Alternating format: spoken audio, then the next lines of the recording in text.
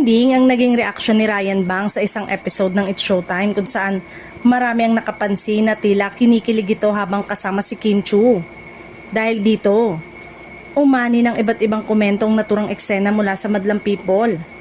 Sa mga kumakalat na video clips online, mapapansing nakangiti at tila nahihiya si Ryan sa ilang sandali ng kanilang kulitan sa programa.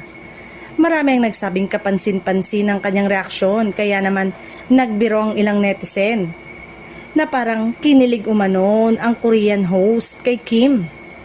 Hindi rin nagpahuli ang mga tagahanga sa pagbibigay ng kani-kanilang opinyon. May mga nagsabing natural lang ang pagiging sweet at masayahin ni Ryan, habang ang iba naman ay nagsabing cute at nakakatuwang panoorin ang kanilang samahan sa noontime show. Samantala may ilan ding netizen ang nagpapaalala na matagal nang magkaibigan at magkasama sa trabaho si Ryan at Kim. Dahil dito, posible umanong bunga lamang ng kanilang komportableng samahan ng mga reaksyong nakita ng mga manonood. Sa kabila ng mga espekulasyon, wala namang direktang pahayag si Ryan Bang na nagsasabing kinilig siya kay Kim Chiu. Kaya naman nananatiling obserbasyon at interpretasyon lamang ng ilang netizen ang usaping ito. Sa huli, isang bagay ang malinaw.